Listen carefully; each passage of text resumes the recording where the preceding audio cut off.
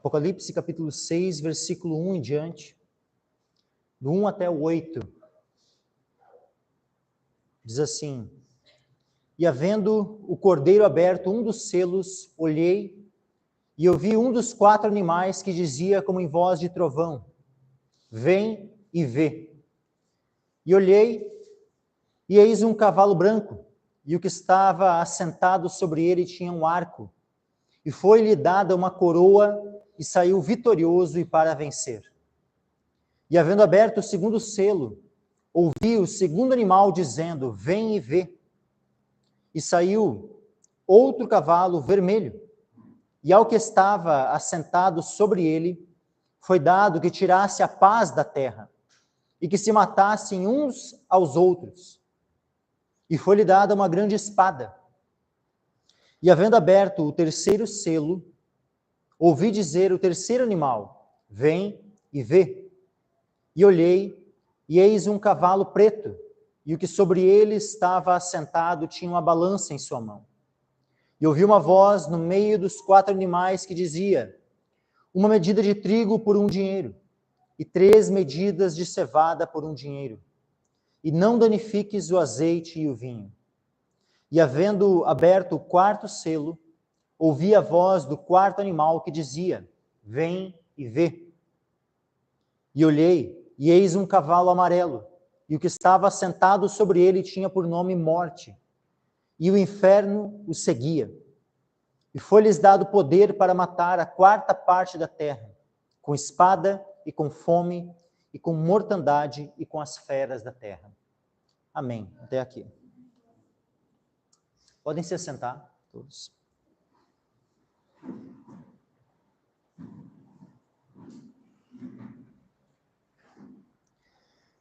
Então, hoje nós começamos o capítulo 6 dessa exposição do livro de Apocalipse. A abertura, né, deste livro selado, a abertura dos 4 primeiros selos. Né, livro que houve uma ênfase nele no capítulo anterior. Né, nós temos uma... É muito interessante a forma como o Apocalipse ele vai sendo escrito, né, a forma como Deus foi revelando, né, foi dando cada visão, que é como num quadro onde ele está sendo pintado, né, e vai se tornando cada vez mais clara, né, na medida que vai passando, né, o tempo ali, vai se tornando cada vez mais claro o todo, né, da revelação do Senhor. Então, o Apocalipse, ele é mais num aspecto assim, seria melhor nós entendermos como um quadro que está sendo pintado, do que, por exemplo, com uma linha cronológica, onde cada capítulo, cada versículo está numa ordem cronológica, uma após a outra. Né? Não. Se a gente for entender o Apocalipse em uma ordem exatamente cronológica, capítulo após capítulo, irão ocorrer vários equívocos na interpretação. Agora, para justamente entendermos melhor o livro de Apocalipse, é melhor usarmos uma analogia de um quadro sendo pintado, onde fica cada vez mais clara a obra final. Né? Então, nós vemos, por exemplo, o capítulo 4, vou voltar um pouquinho aqui antes de iniciar, né, o 6. Capítulo 4, nós vemos, né, a visão do trono de Deus, onde também há ali, ao redor do trono, 4 animais e também 24 anciãos, né, que estão adorando ao Senhor, que está sentado no trono. Aí no capítulo 5, essa visão ela é ampliada, porque nós vemos à destra daquele que estava sentado no trono um livro selado com 7 selos. E também é dito ali no capítulo 5 que ninguém era digno de abrir o livro. E também ninguém era digno de desatar os seus 7 selos. Diz assim no Apocalipse 4:13, e ninguém no céu, nem na terra, nem debaixo da terra podia abrir o livro, nem olhar para ele.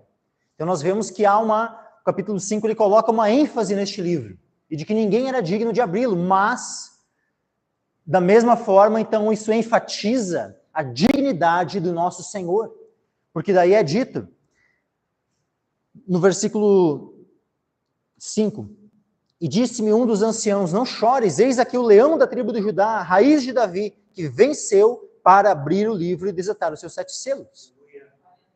Então, nosso Senhor Jesus, ele é digno de abrir o livro. Ele foi o único encontrado digno. E aí diz no versículo 7, e veio e tomou o livro da destra do que estava sentado no trono. Então Jesus foi e tomou o livro em suas mãos. E havendo tomado o livro, olha o que acontece na sequência. O Cordeiro, ou seja, o nosso Senhor Jesus Cristo, que morreu por nós, que derramou o seu sangue por nós, e dessa forma venceu, e também venceu ressuscitando dentre os mortos. Ele que foi morto, mas está vivo para todo sempre, ele foi achado digno, ele toma o livro em suas mãos, e havendo tomado o livro, versículo 8, os 4 animais e os 24 anciãos prostraram-se diante do Cordeiro, tendo todos eles harpas e salvas de ouro, cheias de incenso, que são as orações dos santos. Então nós vemos aqui os 24 anciãos, os 4 animais se prostrando, adorando o Senhor. Eles estão ali oficiando como sacerdotes na presença do Senhor. E os anciãos também, é dito no capítulo 4, que eles têm coroas nas suas cabeças. Ou seja, isso mostra, justamente aponta para nós, a igreja do Senhor, que somos por meio do sangue de Cristo, uma vez lavados no sangue de Jesus, somos constituídos como reis e sacerdotes.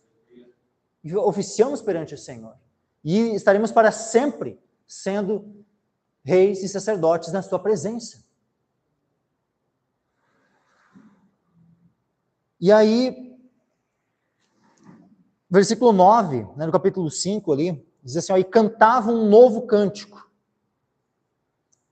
dizendo, e olha só as palavras do cântico, digno és de tomar o livro e de abrir os seus selos. Digno és de tomar o livro e de abrir os seus selos, porque foste morto e com o teu sangue nos compraste para Deus de toda tribo, língua e povo e nação. E para o nosso Deus nos fizeste reis e sacerdotes, e reinaremos sobre a terra. Quem são os que reinarão sobre a terra? Aqui, no caso, quem está cantando esse cântico são os 24 anciãos e os 4 animais. Eles estão cantando esse cântico. Só que, quando nós vamos lá para Daniel, capítulo 7, nós vemos quem vai reinar sobre a terra juntamente com Jesus Cristo.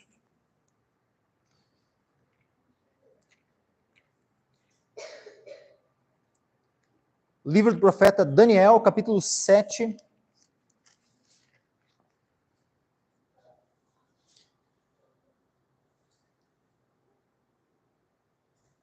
E versículo 18. Daniel 7, 18. Mas os santos do Altíssimo receberão o reino e o possuirão para todo sempre, e de eternidade em eternidade. Então, olha só, os santos do Altíssimo. Aí, um pouco mais adiante, no mesmo capítulo, nós vemos, versículo 27. Daniel 7, 27. E o reino, e o domínio, e a majestade dos reinos debaixo de todo o céu serão dados ao povo dos santos do Altíssimo. O seu reino será um reino eterno, e todos os domínios o servirão e lhe obedecerão. Então aqui nós vemos que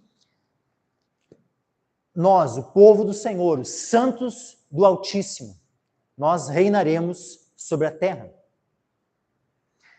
E uma vez que estava sendo, voltando lá para Apocalipse 5, né, estava sendo cantado, o início do cântico foi que o nosso Senhor Jesus, ele é digno de tomar o livro e de abrir os seus selos. E então, no capítulo 6, nós temos aqui a visão, né, do Senhor Jesus começando a abrir os selos.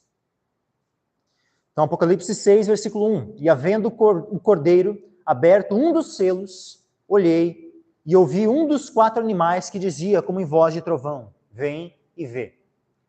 Então, haviam 4 animais, 4 seres viventes. E cada um desses 4 primeiros selos é um desses animais quem diz, vem e vê.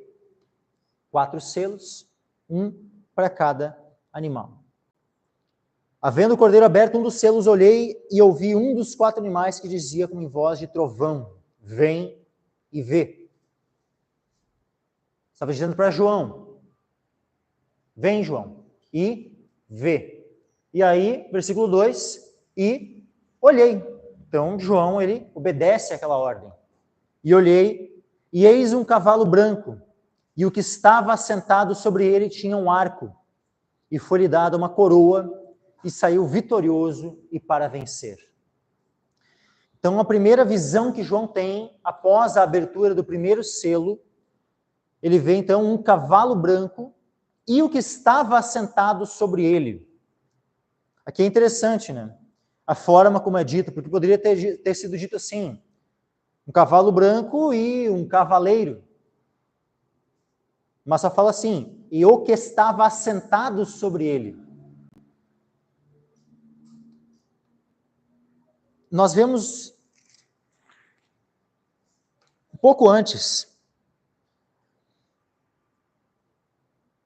no capítulo 4, versículo 2, nós vemos Deus assentado em seu trono. Diz assim, ó, e logo foi arrebatado no Espírito, e eis que um trono estava posto no céu. É interessante aqui a semelhança da forma como está registrado. Primeiro coloca a visão do trono, eis que um trono estava posto no céu e um assentado sobre o trono. Aí depois aqui no capítulo 6, versículo 2, e olhei e eis um cavalo branco. Primeiro coloca o cavalo, assim como antes lá mencionou primeiro o trono, aqui menciona primeiro o cavalo, e depois e o que estava assentado sobre ele. Só faço aqui essa comparação aqui para mostrar a semelhança, né, da forma como está registrado. Tá? Não estou com isso querendo dizer que quem está sentado sobre esse cavalo branco seja o Senhor Deus. Não é. Por mais que muitos já identificaram esse cavalo branco como o Senhor Jesus. Muitos identificam, muitos intérpretes quando vão interpretar o Apocalipse, interpretam que esse cavalo branco está falando de Cristo. E que essa vitória, que seria a vitória do Evangelho, seria o Evangelho sendo, né, alcançando as nações do mundo. Só que o que acontece? Há alguns problemas com essa interpretação.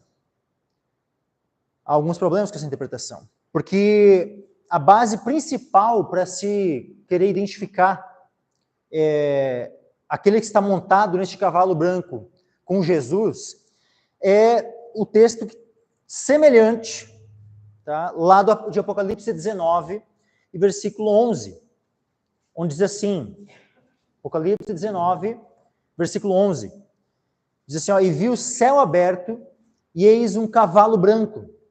Então, novamente, aqui, primeiro aponta para o cavalo, né? Vi os céus abertos, e eis um cavalo branco. Então, da mesma forma, né, assim como no capítulo 6 é um cavalo branco, aqui no 19 também um cavalo branco. E o que estava sentado sobre ele. Também a mesma forma, né, de expressão aqui. E aqui no 19, aqui sim, aqui é Jesus Cristo.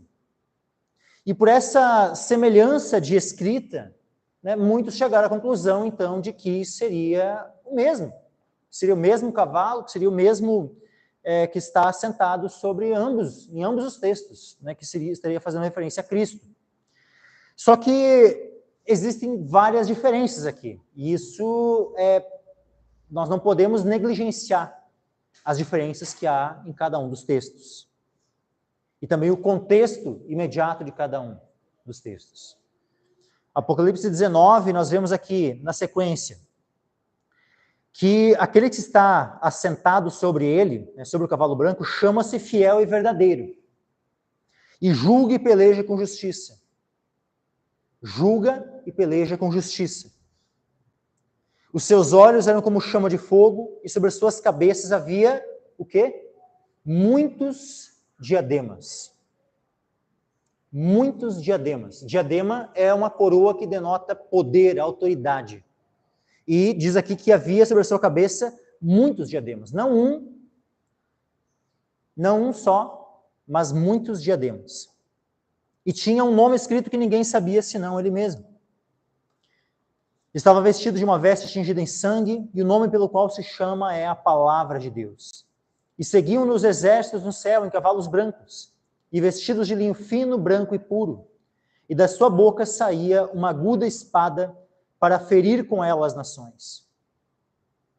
E ele as regerá com varas de ferro. E ele mesmo é o que pisa o lagar do vinho, do furor e da ira do Deus Todo-Poderoso. E no manto e na sua coxa tem escrito este nome: Rei dos Reis e Senhor dos Senhores. Amém, até aqui. Mas vejam que da sua boca sai uma aguda espada. Então a arma que também é mencionada ali, estando com o Senhor, é uma espada que sai da sua boca. Agora, voltando lá para o Apocalipse 6, nós vemos, Apocalipse 6, versículo 2, e olhei, e eis um cavalo branco, e o que estava assentado sobre ele tinha um arco, não uma espada. Um arco. E foi-lhe dada uma coroa. Não diz muitos diademas, diz uma coroa. E saiu vitorioso e para vencer. E saiu vitorioso e para vencer. Isso aqui é o que fala a respeito desse primeiro selo que é aberto. O que acontece? Isso aqui é no princípio. É no princípio. Logo na sequência, após a abertura dos selos seguintes, nós vemos um cavalo vermelho, que está sentado sobre ele, um cavalo preto, e nós vemos aqui, na sequência, só destruição. Porque é um cavalo que fala de guerra, tem outro que fala de fome, tem outro que fala de pestes, mortandades. Então, na sequência, a gente só vê destruição. Daí, será que o primeiro cavalo ia ser tão diferente? Ia ter um contexto completamente diferente. Um seria Cristo, nos outros seria juízos. E é um pouco estranho que houvesse tanta diferença assim de um cavalo para os demais. E qual é o ponto aqui? A questão é que esse cavalo aqui, ele é o anticristo. Por quê? Porque justamente o anticristo, ele é um falso Cristo. E para nós entendermos bem esse contexto aqui dos cavalos, desses 4 primeiros selos, os 4 cavaleiros do Apocalipse, tem um sermão de Jesus que ele vai nos ajudar a compreender e perceber a cronologia disso aqui, onde cada um desses aspectos se encaixa. E eu quero então abrir com os irmãos lá em Mateus capítulo 24. Mateus capítulo 24, meus irmãos, é um sermão profético de Jesus que é essencial se nós queremos entender a ordem de como vão se dar as coisas no fim dos tempos. E nós não podemos interpretar o Apocalipse isoladamente do restante da Escritura, porque afinal o Apocalipse é o livro que, quem sabe, mais cita textos que fazem referências a outros textos da Escritura. Então, para podermos entender corretamente o Apocalipse, nós vamos precisar transitar por outros textos da Bíblia. E como nós poderíamos negligenciar um sermão de Cristo que justamente fala sobre os tempos do fim? Olha só, Mateus 24, no versículo 3, diz assim, estando assentado no Monte das Oliveiras, chegaram-se a ele os seus discípulos, e em particular, dizendo, dize-nos, quando serão essas coisas? E que sinal haverá da tua vinda e do fim do mundo? Os discípulos então fizeram uma pergunta que havia 3 aspectos contidos nessa pergunta. Dize-nos, quando serão essas coisas, que fazia referência ali à destruição do templo. Jesus recém tinha dito que não ia ficar pedra sobre pedra que não fosse derrubada do templo. Então a primeira pergunta é, quando serão essas coisas? Ou seja, essa destruição do templo que tu acabou de falar. Mas olha só que na sequência a pergunta fala sobre o fim. E o que sinal haverá da tua vinda e do fim do mundo? Ou seja, aqui nós já vemos que a pergunta ela também já vai bem mais longe. E aí a primeira coisa que Jesus fala, versículo 4. E Jesus respondendo disse-lhes, acautelai-vos que ninguém vos engane. Por quê? Versículo 5. Porque muitos virão em meu nome dizendo, eu sou o Cristo, e enganarão a muitos. Então a primeira coisa que Jesus começa a falar é que surgirão falsos cristos. Primeira coisa, surgirão falsos cristos. E ouvireis de guerras e de rumores de guerras. Só que o que acontece? Guerras e rumores de guerras é o que nós estamos vivendo hoje. Toda hora nós ouvimos falar de uma guerra ou de rumores de guerras. O que Jesus fala aqui no versículo 6, meus irmãos? E ouvireis de guerras e de rumores de guerras. Olhai, não vos assusteis, porque é mister que isso tudo aconteça, mas ainda não é o fim. Ou seja, é necessário que venham guerras, que venham rumores de guerras, mas nós não devemos nos assustar, porque ainda não é o fim. Só haver guerras e rumores de guerras, somente isso, não é um sinal de que Jesus já está às portas, já está praticamente voltando. Não é o fim ainda. Existem aqui outros sinais que aí sim vai começar a demarcar o fim. Imagine uma gestação. A Carol está aqui, né? Em breve vai ter uma filhinha. A filhinha já está ali no ventre, mas em breve vai nascer. As dores do parto já começaram? Não. Óbvio que, né, que vem, né, ao longo da gravidez, vem enjoos, vem, né, situações ali.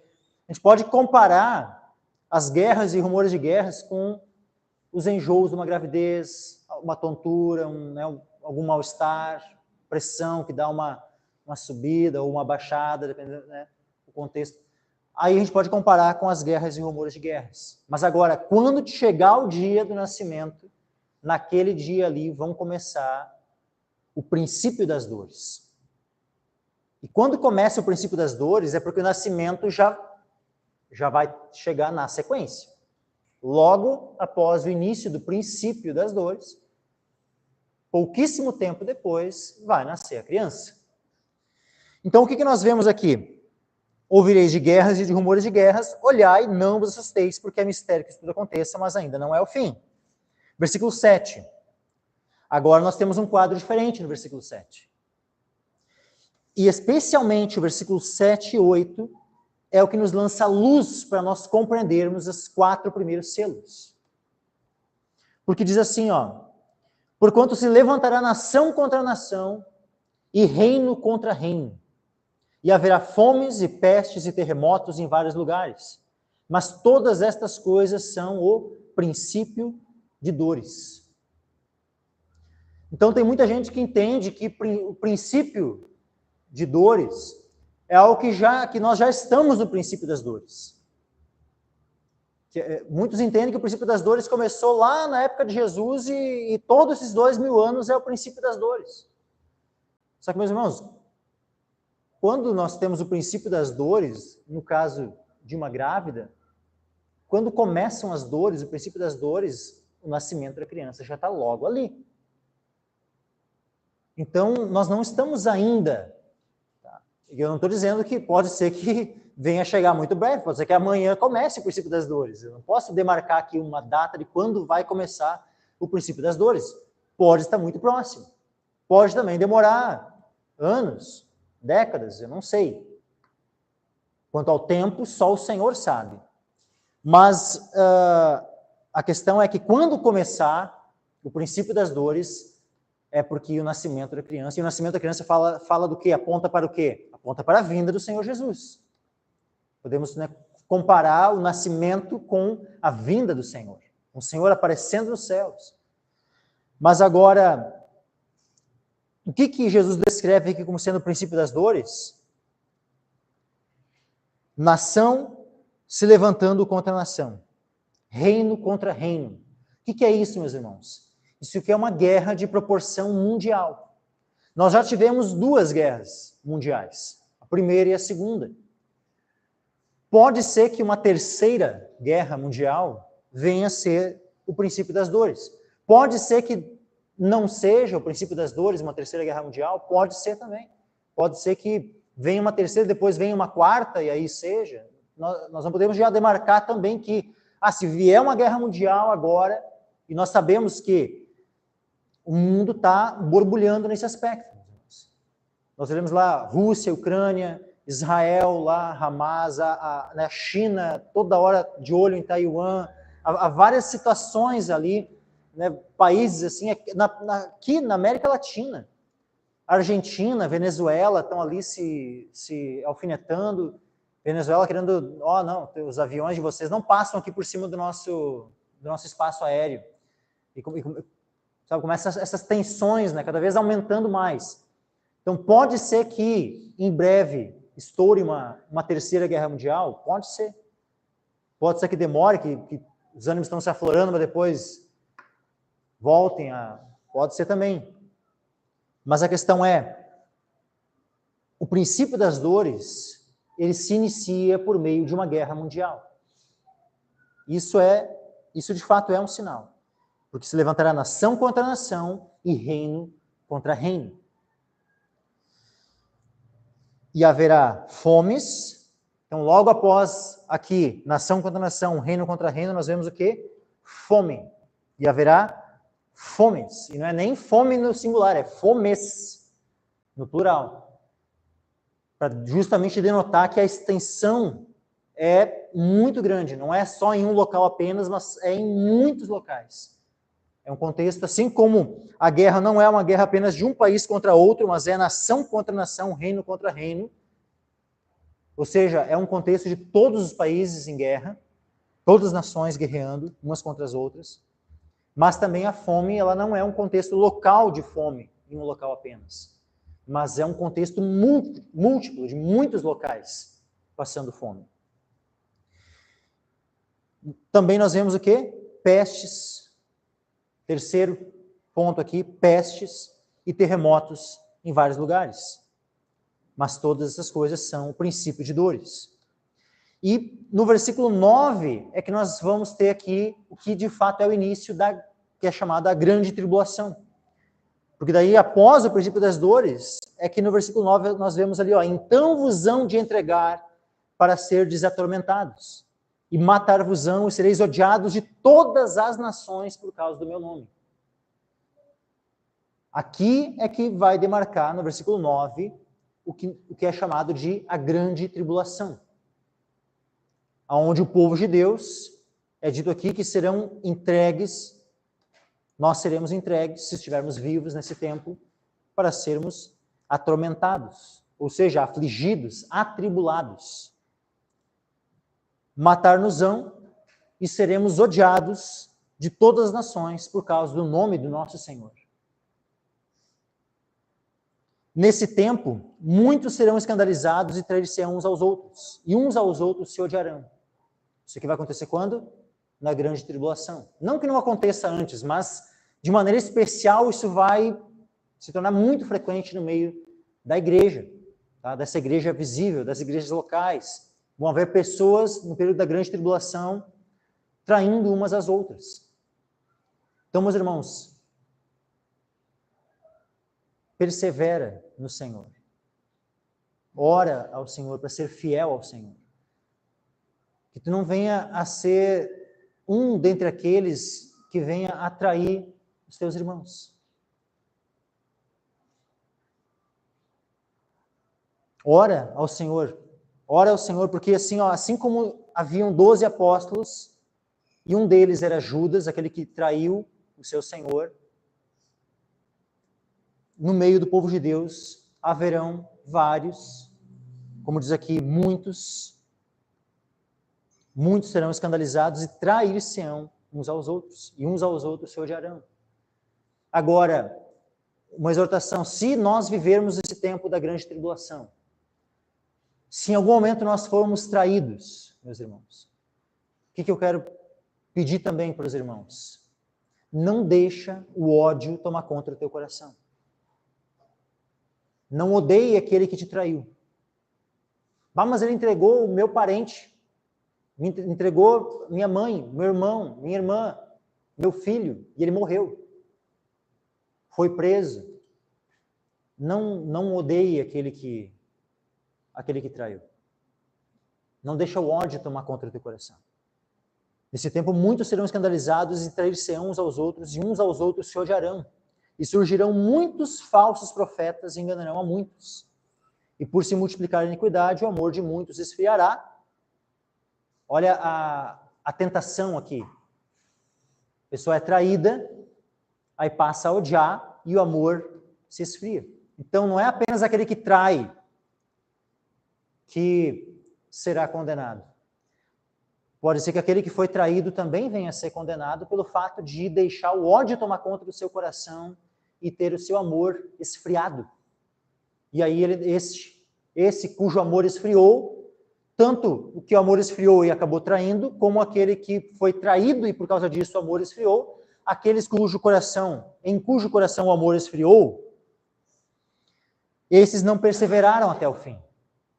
E como diz ali no versículo 13, mas aquele que perseverar até o fim, esse será salvo. Então nós precisamos perseverar até o fim, sendo fiéis, tanto ao Senhor como uns aos outros, como também nós precisamos perseverar no amor, meus irmãos. E este evangelho do reino será pregado em todo o mundo, em testemunho a todas as nações, e então virá o fim. Então aqui finaliza, né? Então virá o fim, ou seja, então o Senhor vai voltar. Depois no versículo 15 em diante, eu não vou prosseguir hoje, tá? Porque ele vai trazer mais detalhes do período da grande tribulação. Mas aqui Jesus ele já dá um quadro, primeiro ele traça um quadro, né, geral de como é que vai se dar o período final até a sua vinda. Então aqui nós temos esse quadro, começando guerras e rumores de guerras, depois o princípio das dores, com uma guerra mundial, com fomes, pestes e terremotos em vários lugares, e depois então a grande tribulação. Agora vamos voltar lá para Apocalipse capítulo 6. Conseguiu aquela imagem? Pode projetar ela ali.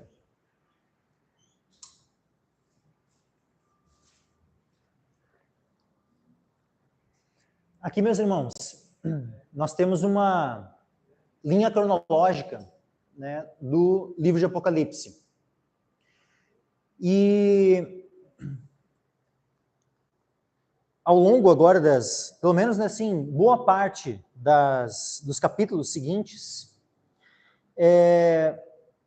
não vou dizer que todos os dias a gente vai estar vendo essa imagem aqui, com essa linha cronológica, mas vários dias sim. Tá? Não sei se todos conseguem ver aqui os detalhes, tá? Mas só para explicar aqui o que é cada símbolo, aqui cada situação. Ó. Aqui nós temos os selos, tá? 7 selos. Aqui nós temos as trombetas, as 7 trombetas. Aqui as 7 taças. Período de 3 anos e meio, que é a mesma coisa que 42 meses, que é a mesma coisa que 1.260 dias. Nós temos 2 fases, né, com períodos, né, desse tempo. Essa fase aqui, princípio das dores. Essa fase aqui, grande tribulação. Aqui, a vinda de Cristo, o arrebatamento, a ressurreição dos santos. Depois do milênio, depois do final do milênio, juízo final, e depois, então, nós temos a eternidade. Justamente como no Apocalipse nós temos a descrição de selos, 7 selos, depois 7 trombetas e depois 7 taças, alguns, né? E eu por muito tempo, assim, por vários anos da minha vida eu interpretei que os 7 selos, né, eles primeiro aconteciam todos os selos, depois aconteciam todas as 7 trombetas e depois todas as 7 taças. Porque era a ordem como estava escrito no livro de Apocalipse e eu tentava muitas vezes interpretar de forma cronológica da forma como estava lendo. Só que tinha muita coisa que não se encaixava. Porque parecia assim, mas Jesus parece que ele está vindo um monte de vezes. Jesus veio umas 3, 4 vezes aqui ao longo desse livro. Né? Não tinha outra explicação. Né? Assim, a única coisa que se encaixava, vários momentos do livro, se encaixa perfeitamente com a vinda do Senhor Jesus. Aí quando eu comecei, peraí, mas eu acho que está falando da vinda mesmo. Aí eu peguei, botei, não, então tá, então vamos lá. Cada vez que está falando da vinda, vamos colocar como sendo de fato a vinda mesmo do Senhor. Aí tu encaixa e fica tudo bem certinho. 6º selo, 7ª trombeta e a 7ª taça são concomitantes. Tá?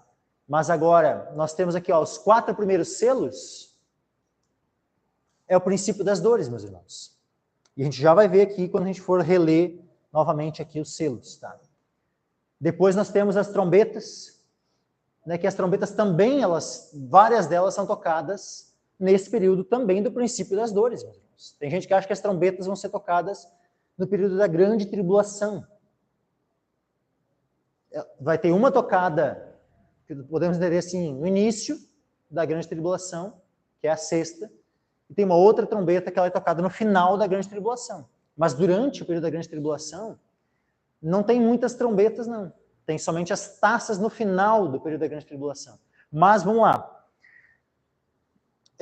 Por que tem aqui, primeiramente, antes de a gente começar aqui a leitura novamente de Apocalipse 6? Porque nós temos 3 anos e meio, tá? 3 anos e meio, 42 meses aqui, mas assim, ó, 3 anos e meio e 3 anos e meio. Dá um total de 7 anos. Por que 7 anos? Tá?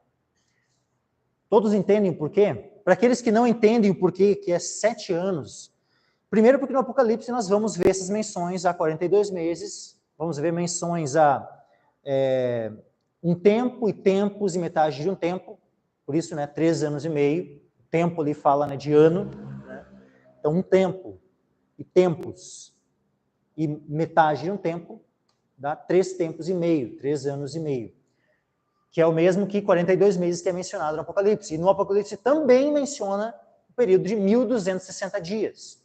Então, ele vai aparecer as 3 referências. Agora, da onde que surgiu isso, esses 7 anos aí? Além do livro de Apocalipse, nós temos o livro de Daniel. Tá? E aí eu quero abrir com os irmãos, porque no livro de Daniel, ele vai nos dar um norte aqui de alguns aspectos, né, que estão sendo relatados em Apocalipse.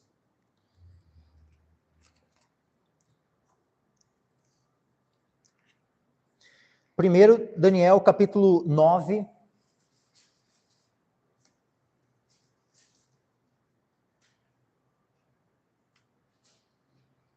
E versículo 24 em diante.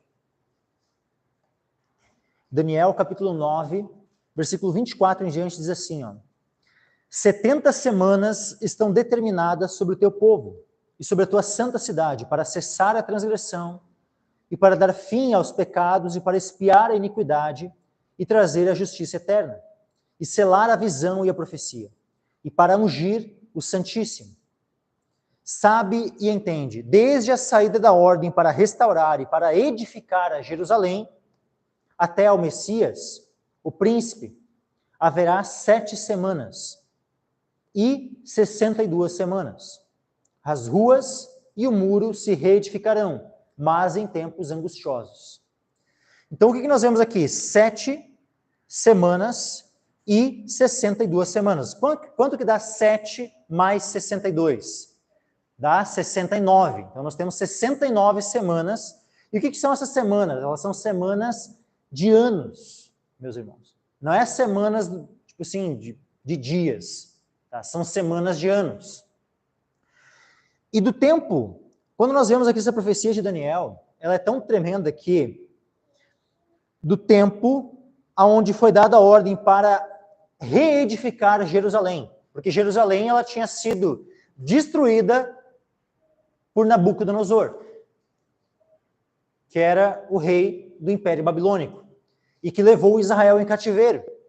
E Israel ficou 70 anos em cativeiro. E Daniel estava lá, no cativeiro.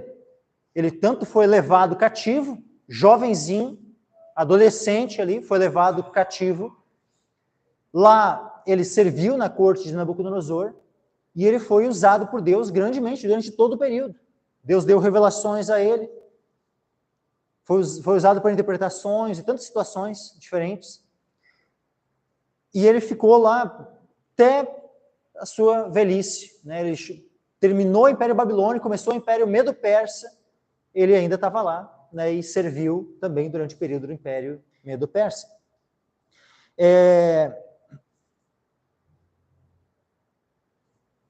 E na época dos persas, teve um rei chamado Ciro, que ele deu a ordem para que Jerusalém fosse reedificada. Que não só o povo voltasse do cativeiro, voltasse para sua terra, como também que Jerusalém voltasse a ser reedificada. Quando a cidade foi dada essa ordem para reedificar Jerusalém, começou a contagem dessa profecia aqui de Daniel. Aí começou a contagem. E a contagem ela não chegou a terminar. Por quê?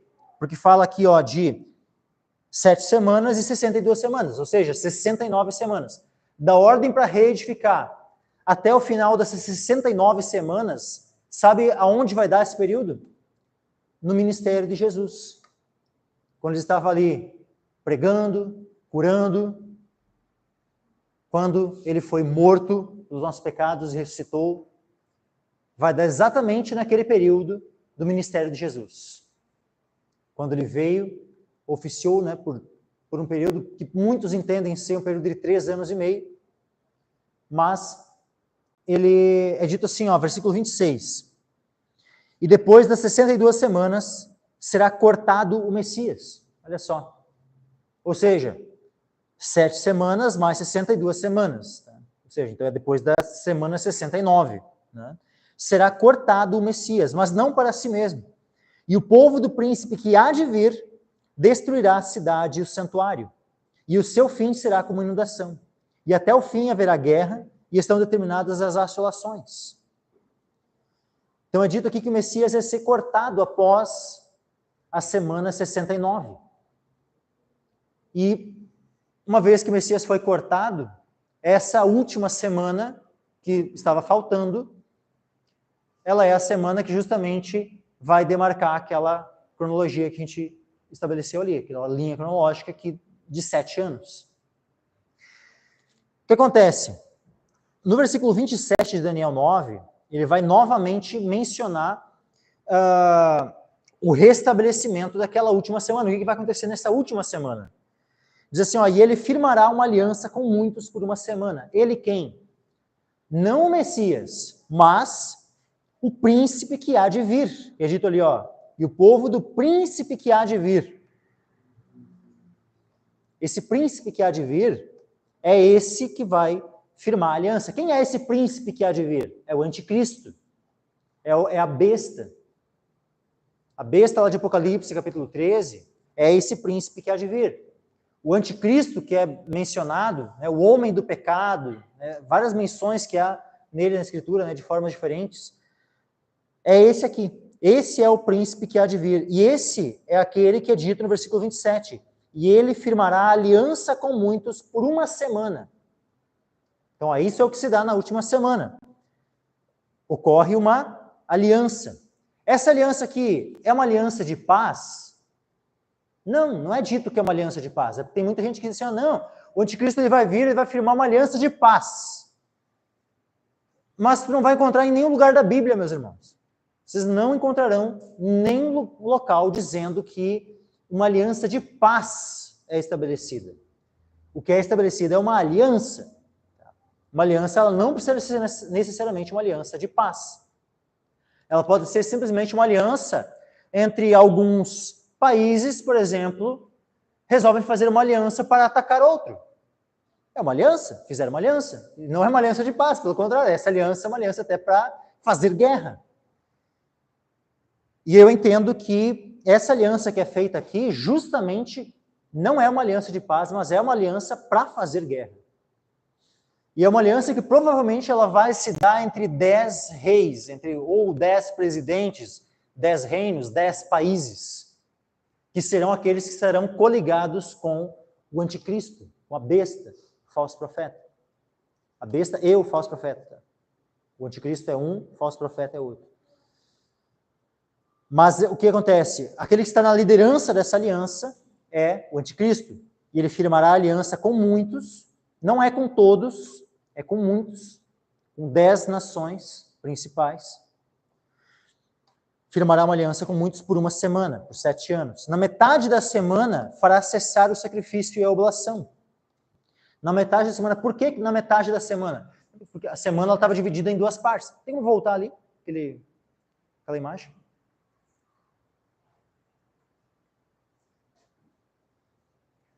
Então, o anticristo vai firmar uma aliança com muitos por uma semana, que é esse período aqui.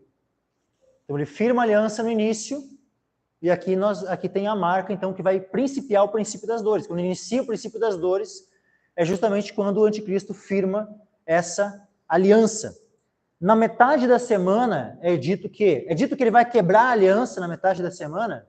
Ele diz, ele vai fazer uma aliança de paz e vai quebrar essa aliança de paz na metade da semana. Primeiro, não é dito que tem uma aliança de paz aqui, só é dito que ele faz uma aliança com muitos por uma semana, e não é dito que ele quebra a aliança. A aliança não é dito em nenhum momento que ela é quebrada, só é dito que na metade da semana ele faz cessar o sacrifício e a oblação. E sobre as asas das abominações virá o assolador. O que é isso, o assolador? É aquele de quem Jesus diz, a gente leu antes Mateus no capítulo 24, né? E a gente parou no versículo, então virá o fim. Logo na sequência, se os irmãos pegarem, a gente não vai abrir aqui agora, mas se os irmãos pegarem e leiam em casa o capítulo 24 de Mateus, vocês vão ver que ali ele vai começar a descrever justamente ele vai usar essa expressão aqui. Assim, sobre as asas das abominações virá o assolador. Ele vai falar assim, o abominável da desolação. É uma expressão que ela faz referência a esse aqui, a essas, né, sobre as asas das abominações virá o assolador. Isso até a consumação. E o que está determinado será derramado sobre o assolador. Quem é esse assolador? E que lá em Mateus é chamado de o abominável da desolação. E aí Jesus fala assim, de que falou o profeta Daniel, quem lê, entenda. Ele ainda fala assim, Jesus fala assim.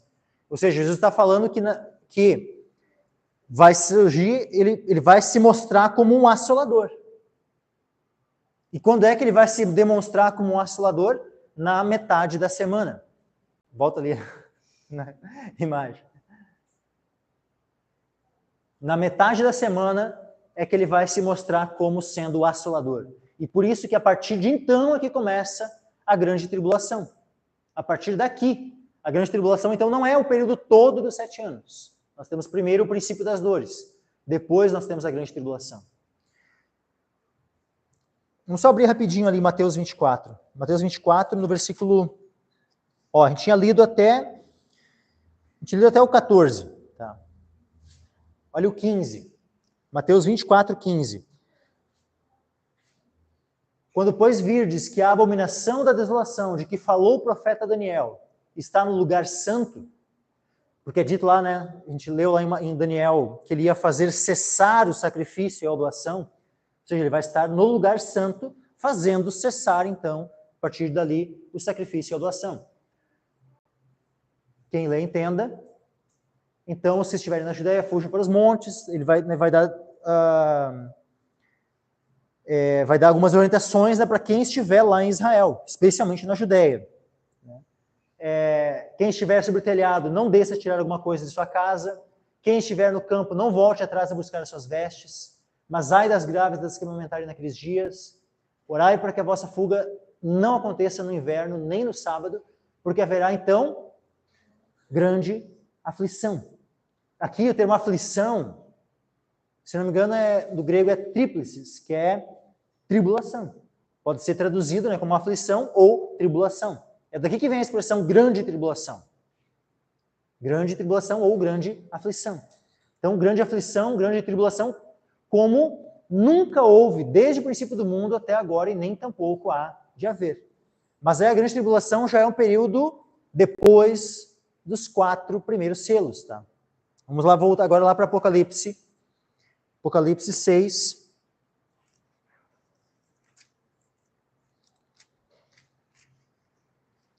Apocalipse 6, então nós vemos, versículo 1, havendo o cordeiro aberto um dos selos, olhei e ouvi um dos 4 animais que dizia como em voz de trovão, vem e vê. E olhei, e eis um cavalo branco, e o que estava assentado sobre ele tinha um arco, e foi-lhe dada uma coroa, e saiu vitorioso e para vencer. Então aqui nós temos o anticristo surgindo, onde ele faz o quê? Uma aliança com muitos por uma semana, onde ele alcança poder, mas não por meio da guerra no primeiro momento. Ele alcança poder por meio de alianças. O próprio texto lá em Daniel também vai falar, tá? Permaneçam aí em Apocalipse, tá? Eu só vou ler o texto aqui rapidinho. Vai falar assim, depois se levantará em seu lugar um homem vil. Esse homem vil que fala aqui é Daniel 11, versículo 21. Esse aqui é o anticristo. Ao qual não tinham dado a dignidade real. Olha só, ao qual não tinham dado a dignidade real. Mas ele virá caladamente e tomará o reino com engano. Então ele não vai alcançar a vitória por meio da espada, por meio da guerra, num primeiro momento, mas por meio de engano. Né?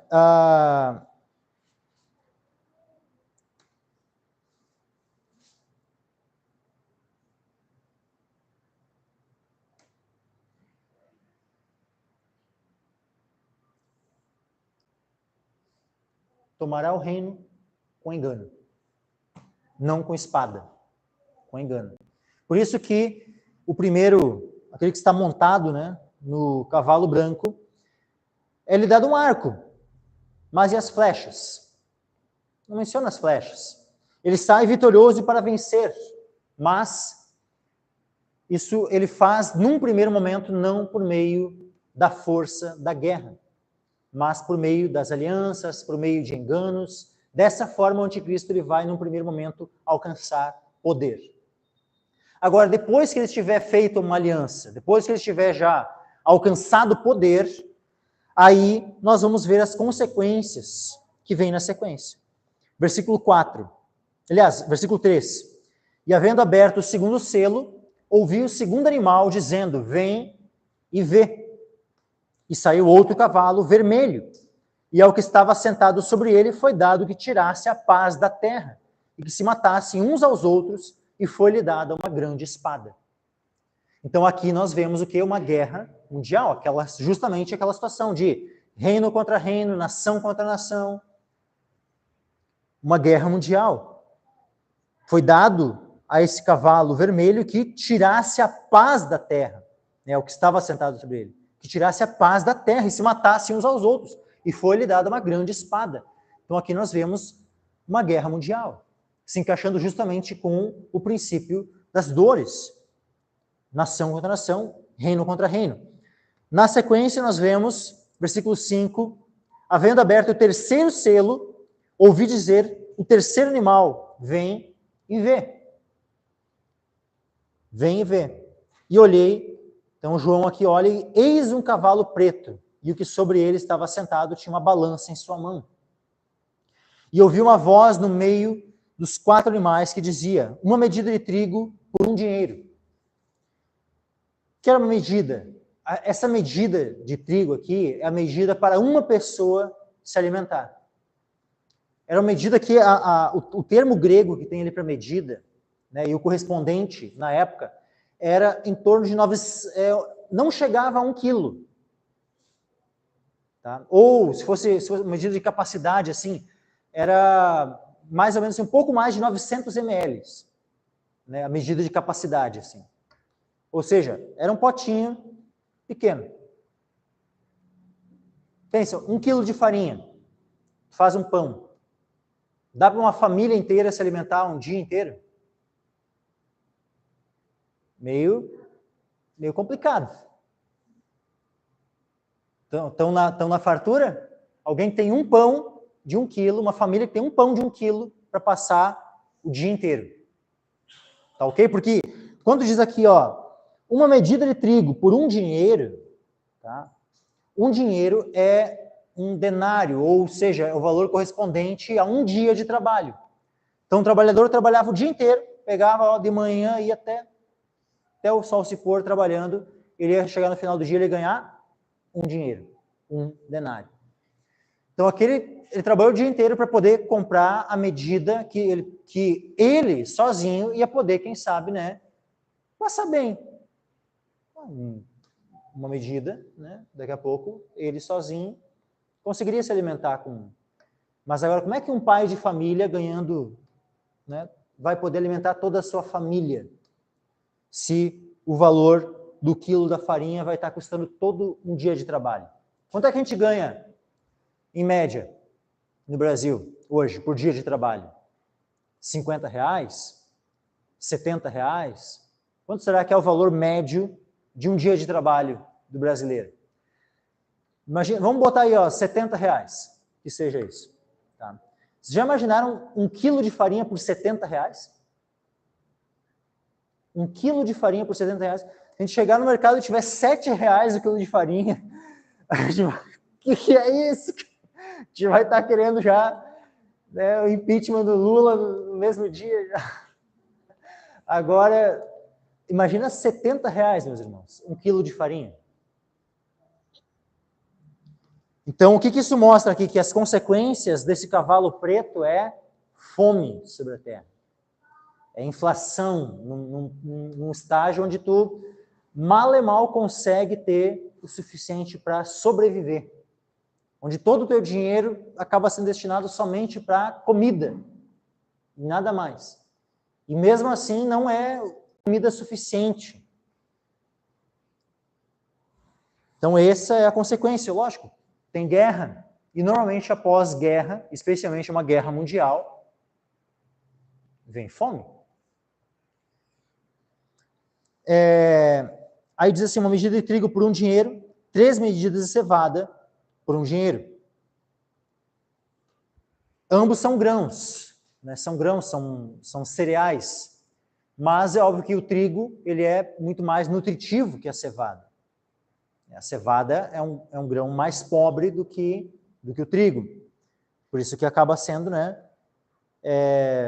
uma quantidade maior de cevada, né, pelo mesmo dinheiro. E diz assim, ó, e não danifiques o azeite e o vinho. Qual é Existem várias interpretações aqui. Tá? E é complicado, assim, definir qual é a interpretação exata, né, sobre a voz falando não danifiques o azeite e o vinho. Tá? Qual é uma das possibilidades? A de que essa fome iria afetar os mais pobres, mas os mais ricos não seriam afetados, né? Não danifiques o azeite e o vinho. Mas creio que não é isso. Tá? Não vou descartar completamente, né, a possibilidade, né, mas eu creio que não é tanto esse aspecto aqui. Mas há um aspecto histórico, tá? Que justamente o que acontecia? Quando havia um período de fome, no período do Império Romano, e o contexto onde o livro de Apocalipse foi escrito é o contexto do Império Romano. Muitas vezes o imperador ele dava ordem para que locais onde estavam vinhas plantadas fossem derrubadas as vinhas para que o espaço fosse cedido para se plantar os cereais, né, o trigo ou cevada ou algum outro cereal, né, que, né, então seria muito mais nutritivo e seria uma forma de tentar combater a fome. E de fato, em alguns locais foram feitos isso, né, as vinhas eram cortadas, né, e tal.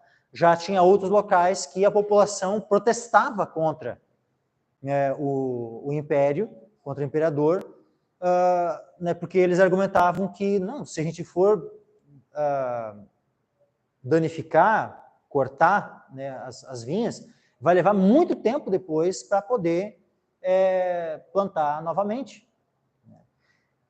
Então aqui, né, não danifiques o azeite e o vinho pode ser, né, uma expressão assim de, né, do homem, né, tentando resolver o problema, né, da fome. Mas a questão é que, por mais que o homem tente, não importa o que o homem vai tentar fazer, né, para tentar resolver, o homem não vai conseguir trazer solução para o problema. Não importa o que o homem faça, se deixar a vinha, se cortar a vinha, o problema não vai ser resolvido pela mão do homem. Dando continuidade aqui, no versículo 7, nós temos o 4º selo sendo aberto. E havendo aberto o 4º selo, ouvi a voz do 4º animal dizendo, vem e vê. E olhei, e eis um cavalo amarelo, e o que estava sentado sobre ele tinha por nome Morte, e o inferno o seguia. E foi-lhes dado poder para matar a 4ª parte da terra, com a espada, e com fome, e com mortandade, e com as feras da terra.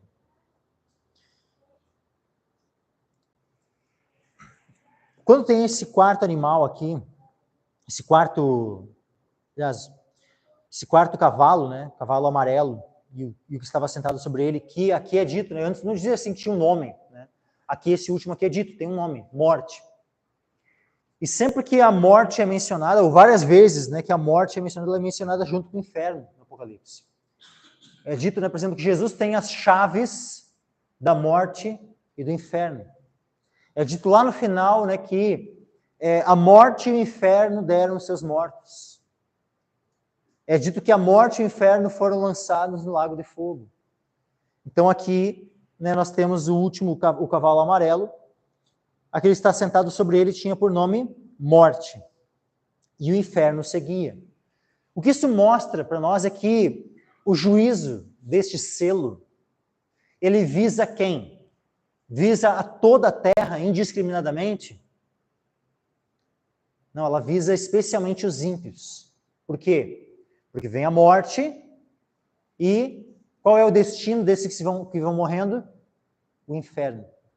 A morte e logo na sequência vem vindo após a morte o inferno.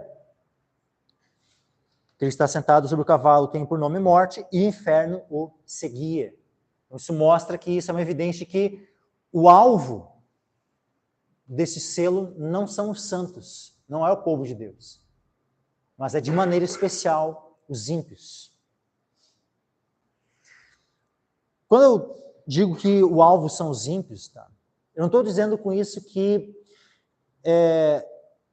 nós não seremos atingidos de maneira alguma, tá?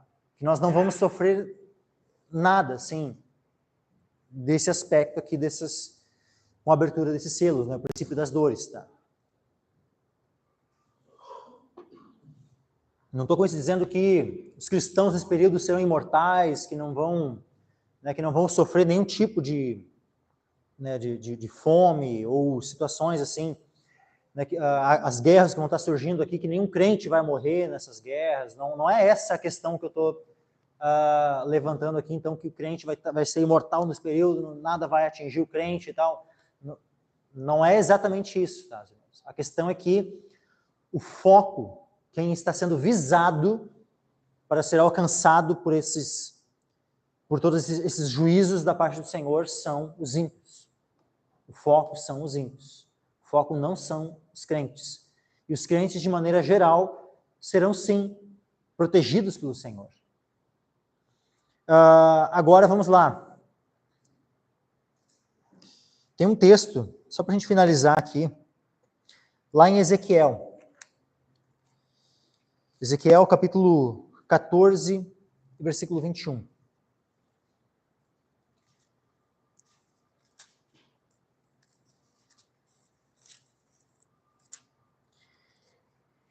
Ezequiel 14, 21 diz assim: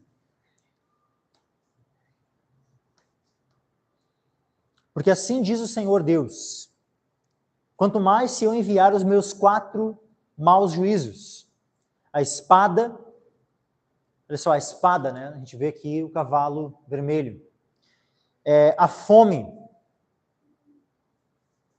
o cavalo preto, as feras e a peste contra Jerusalém, para cortar dela homens e feras. Aqui, feras aqui não é as mesmas feras, né, do início da metade do versículo. Aqui a feras no final é os animais, né, ou bestas, né, que seriam, né, tipo o boi, vaca, ovelha, né, e tudo mais. As do final, tá? Então, são 4 maus juízos que Deus iria mandar sobre Jerusalém. Por quê? Porque Jerusalém havia apostatado da fé. Eles estavam em idolatrias, estavam em pecados, em adultérios, homicídios, roubos e tantos outros pecados. Então, Deus estava julgando os pecados de Jerusalém, mandando esses 4 maus juízos, que era a espada, a fome e as feras e a peste. O que acontece? Nós vemos aqui em Apocalipse, então, por fim, todos esses 4 maus juízos juntos. Porque nesse animal final aqui, cavalo amarelo, né, estava sentado sobre ele, tinha por nome morte, o inferno o seguia.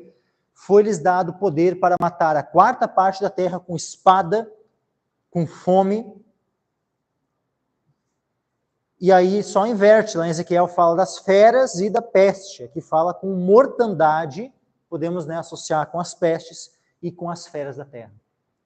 Então, Deus já enviou juízos semelhantes sobre Jerusalém, quando estava em pecado.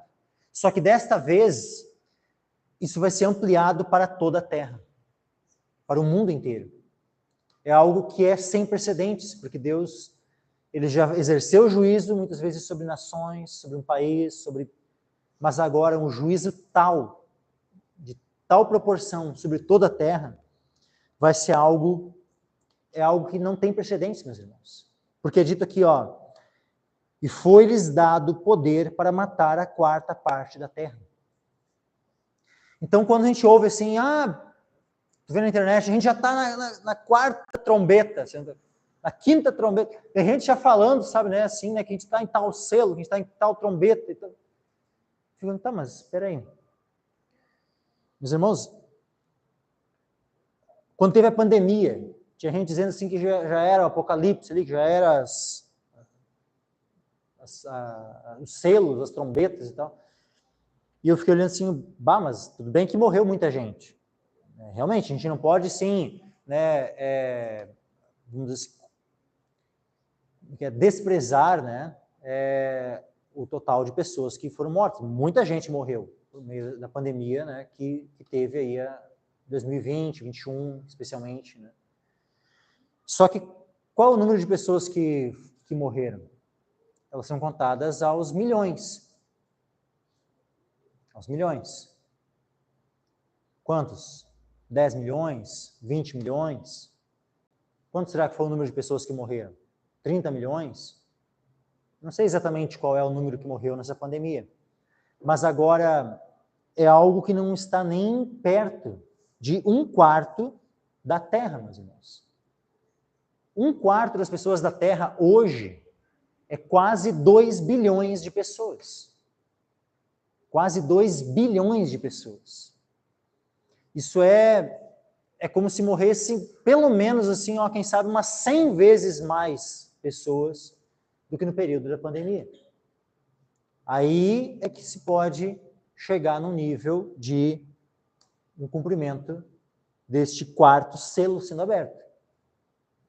Quando tiver o número de pessoas mortas chegar a 1,5 bilhão, ou de 1,5 bilhão a 2 bilhões de pessoas mortas, aí sim nós teremos o cumprimento aqui, né, desses 4 selos. Até lá é só, como é que se fala assim, sensacionalismo, um monte de coisa, mas não é ainda o cumprimento dessas profecias aqui, meus irmãos.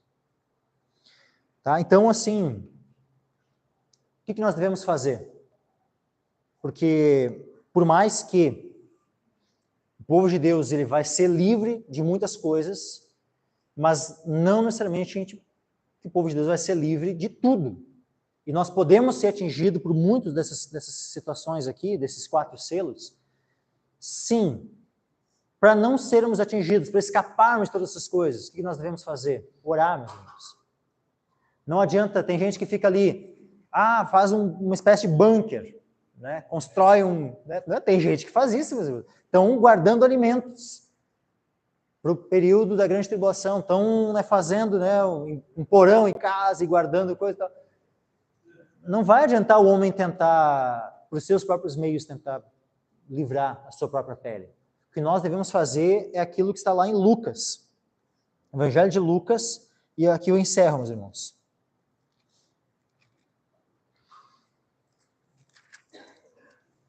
Olha só, Lucas, capítulo 21,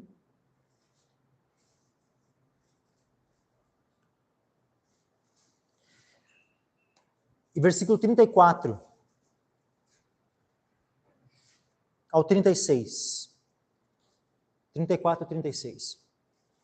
Diz assim, ó, Lucas 21, 34 a 36. E olhai por vós, não aconteça que os vossos corações se carreguem de glutonaria e de embriaguez e dos cuidados da vida, e venha sobre vós de improviso aquele dia. Porque virá como um laço sobre todos os que habitam na face de toda a terra. Quando fala aqui aquele dia, não é só o dia da vinda do Senhor Jesus. Muitas vezes, quando menciona um dia na Escritura, ele pode estar falando de um tempo, de um período de tempo. De um período de tempo que pode ser um período maior. E aqui, eu entendo, meus irmãos, que quando fala assim, que vem sobre vós de improviso aquele dia, não é apenas restritamente o dia da vinda de Jesus, mas o período do princípio das dores, da grande tribulação, né? E então, por fim, a volta do Senhor. Porque virá como um laço sobre todos os que habitam na face da terra. Vigiai, pois, em todo o tempo, orando, para que sejais havidos por dignos de evitar todas estas coisas que hão de acontecer e de estar em pé diante do Filho do Homem. Então é possível evitar todas essas coisas e escapar e chegar até o final da grande tribulação, né, podendo aguardar o Senhor vivo, esperando o Senhor nos ares, e podendo então, né, naquele dia ser arrebatado, ser transformado, né, e ir ao encontro do Senhor nos ares. Sim, podemos estar vivos até aquele dia, mas quem vai ser preservado? Quem vai ser conservado? Aqueles que vigiarem e orarem. E, como diz aqui, forem havidos por dignos de evitar todas essas coisas que hão de acontecer. Amém, meus irmãos? Então, que nós venhamos a vigiar e orar. Amém?